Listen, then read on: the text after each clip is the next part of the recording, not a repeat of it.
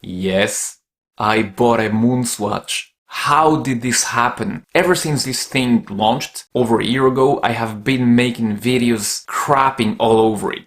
So how did I buy this one? And more importantly, is it really such a terrible watch? Well, to make it simple, yes, it is a very, very terrible watch.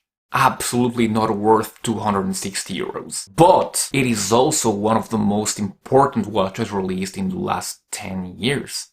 How can this be? I will explain it all in this video.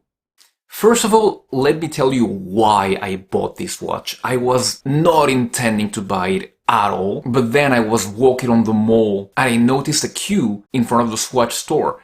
I knew what it was. I pondered for a long time and then I said to myself, I'm going to buy the Mission to the Moon only to compare it to the real thing, to the Moonwatch, and also to the Pagani Design homage to see how it stacks against, especially against the Pagani Design, because you're talking about a watch that is 3 times less than the MoonSwatch. Those comparative videos are going to be released afterwards. Now I just wanted to talk to you about why I believe that this watch is crap and at the same time the most important release in the last years.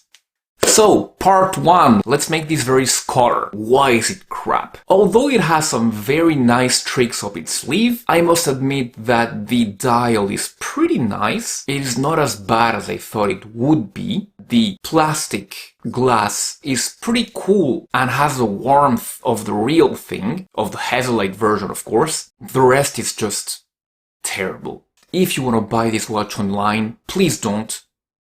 Go ahead and check it first. You gotta have the watch on hand. It is really, really light. The case must be the worst thing ever. It doesn't even look like an actual case. It looks like the mold of a case. It is not well finished. No intention has come to finish this watch properly. It is rough to the touch, to the eye, and with reports of the pushers popping out, of the colors bleeding on people's wrists, is just an awfully made watch. Also, it is loud. It is very loud. You hear that tick-tock?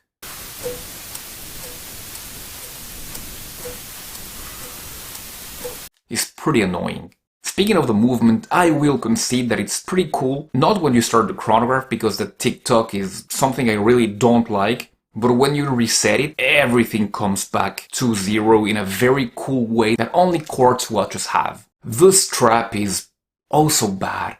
Very, very poor quality. But I will give it a pass because of the fact that it's supposed to be homaging the straps that the real astronauts used. That is a pretty cool trick, even though the quality is also bad. So for 260 euros, when you have it on hand, it really seems like you're handling a $10 supermarket watch. And then, why do I say it is the most important release in the last 10 years? Let's put it this way. When was the last time that you saw this many people excited for a watch release?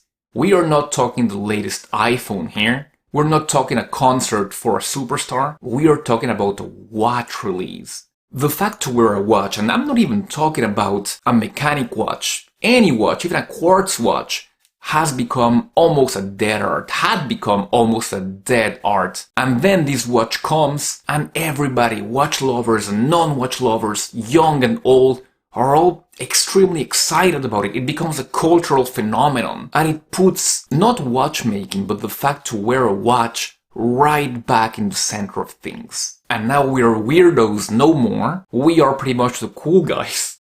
No, I'm just kidding. We're still weirdos. Of course, like any fashion thing, this might pass, but at least for some time it put the fact of wearing a watch right back in the center of things. And for that, thank you very much Omega for having made such a crappy watch. Thank you guys, and I'll be seeing you very soon. Goodbye.